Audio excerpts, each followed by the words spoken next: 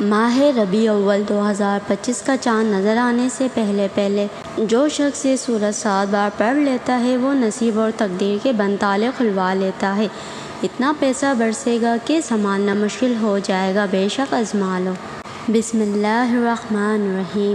ناظرین، جیسا کہ آپ جانتے ہیں سفر کے مہینے کے چند دن باقی ہے اور آنے والا مہینہ ربیع اول کا مہینہ ہے جو کہ اسلامی سال کا تیسرا مہینہ ہے۔ یہ قبولیت والا، فضیلتوں اور برکتوں والا مہینہ ہے۔ ربیع اول کی آمد ہے، یہ چاند حضور کی آمد کا چاند ہے۔ یہ ربیع اول کا مطلب ہے کہ باہر یہ آمد جس کے نصیب اجڑے ہوئے ہیں، جس کی تقدیر بد نصیب ہے، جس کے گھر میں غربت ہے، تندرستی ہے، کاروبار بند پڑا ہوا ہے، مشکلات ختم ہونے کا نام تک نہیں لیتے، گھریلو ناچاکیاں جان نہیں چھوڑتے، گھریلو مسائل جو کہ کئی سالوں سے پیچھا نہیں چھوڑ رہے۔ ربیع اول کا چاند نظر آنے سے پہلے صرف 7 بار اس سورت کو پڑھنے کی دیر ہے۔ اللہ سے جو بھی مانگو گے اللہ اپنے حبیب کی آمد کا صدقہ ہر حاجت کو پوری فرمائے گا۔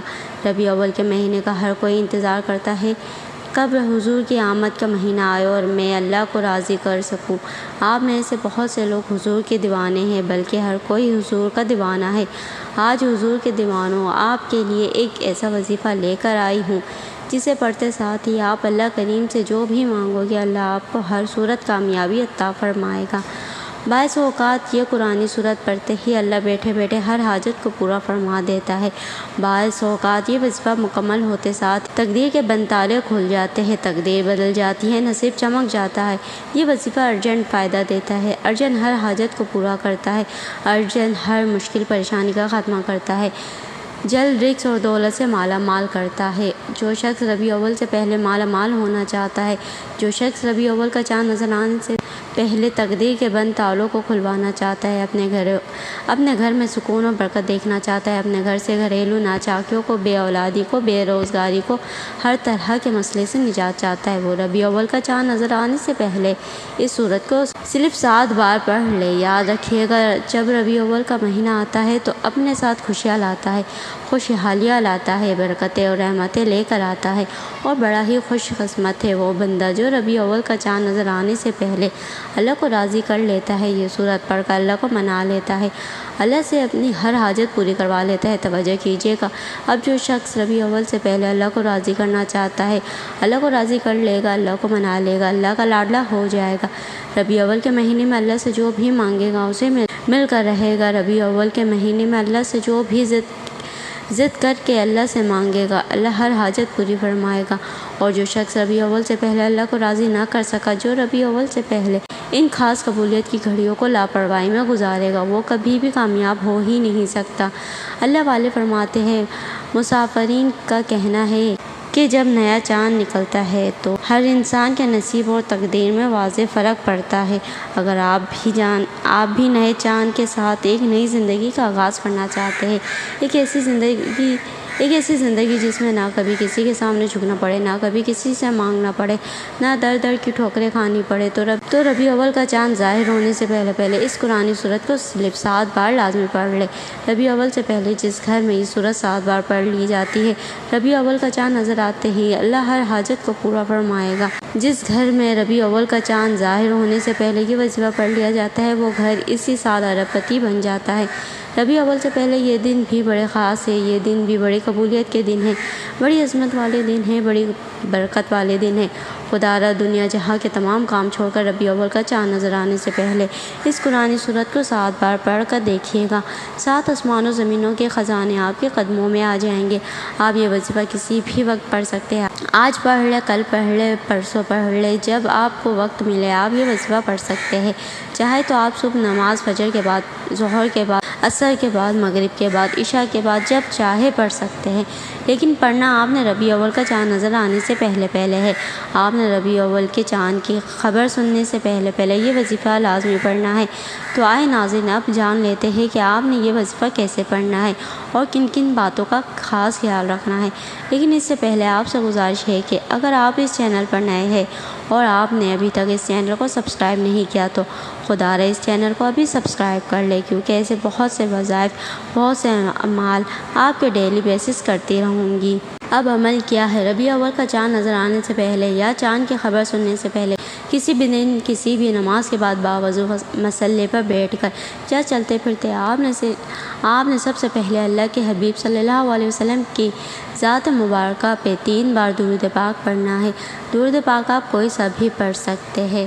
آپ نماز والا درود ابراہیمی بھی پڑھ سکتے ہیں۔ درود ابراہیمی پڑھنا یہ سب سے بہتر ہے، کیونکہ درود ابراہیمی کی فضیلت و برکت سب سے زیادہ ہے۔ جو بھی آپ درود پاک پڑھیں آپ نے اچھی طرح سے پڑھنا ہے۔ نبی پاک صلی اللہ علیہ وسلم کے پاک فرمان کا مفہوم ہے کہ جو شخص مجھ پر 1 مرتبہ درود بھیجتا ہے اللہ تعالیٰ اس پر 10 رحمتیں نازل فرماتا ہے، اس کے 10 گناہ مٹا دیتا ہے اور اس کے 10 درجات بلند کر دیتا ہے۔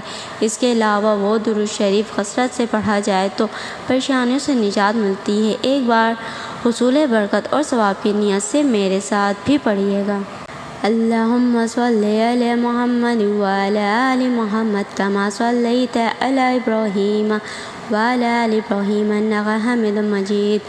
اللہم بارک علی محمد وعلی آل محمد کما بارکت علی ابراہیم وعلی آل ابراہیم انک حمید مجید۔ 3 بار درود پاک پڑھنے کے بعد آپ نے سب سے پہلے اپنے خاص مقصد کی نیت کرنی ہے، کیونکہ آج جس مقصد کی نیت کر کے بیٹھو گے ربیع اول کا چاند نکلتے ہی وہ مقصد پورا ہو جائے گا۔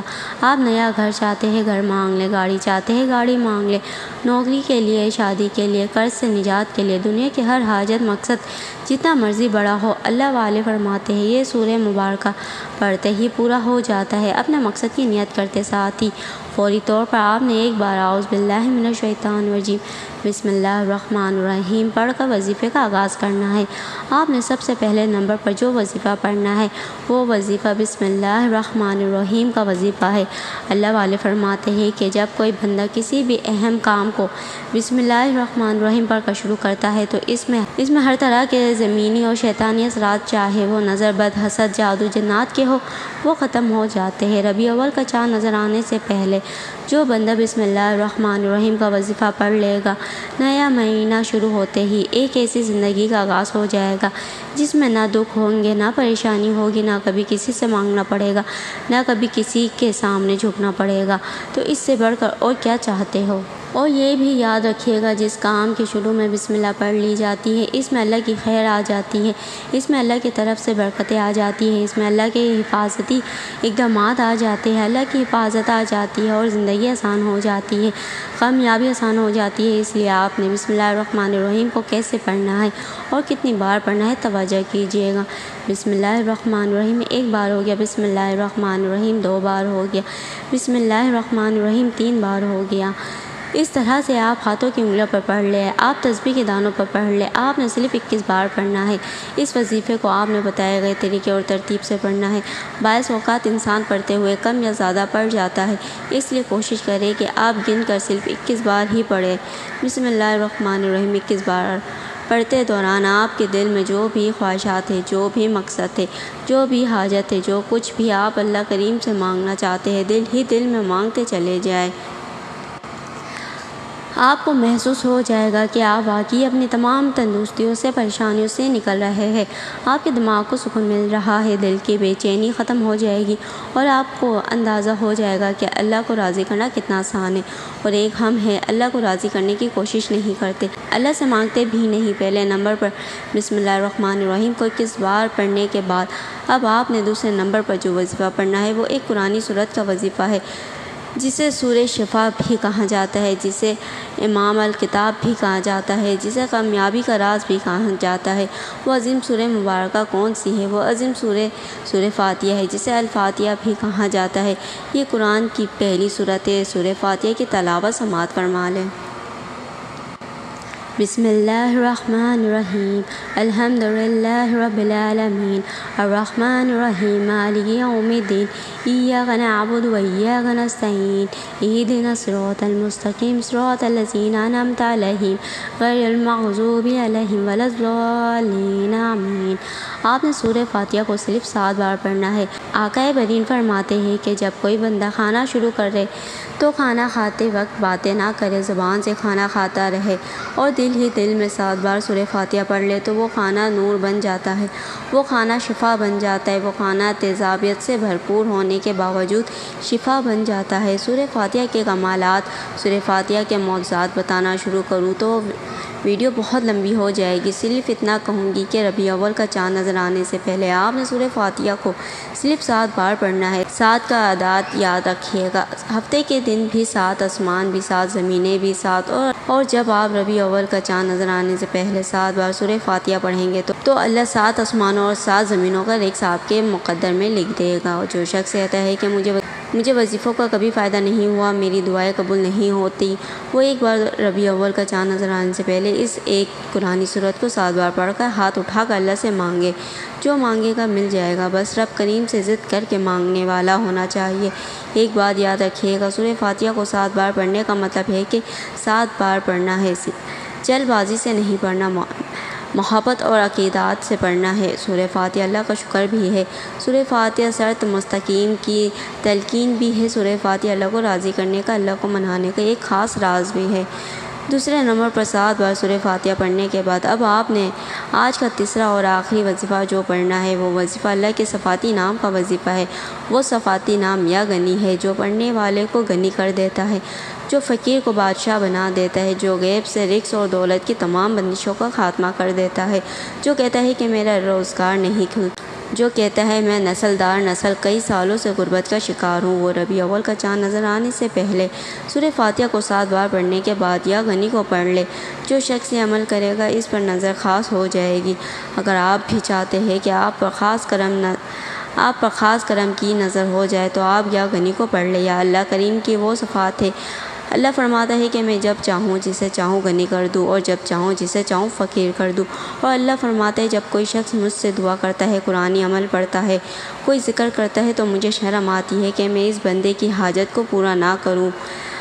ہمارے مانگنے میں غلطی ہو سکتی ہے، ہمارے پڑھنے میں کوتاہی ہو سکتی ہے، اللہ کے دین میں کسی بھی طرح کی کوئی کمی پیشی نہیں۔ اس لیے ربیع اول کا چاند نظر آنے سے پہلے آپ نے یا غنی کو پڑھنا ہے۔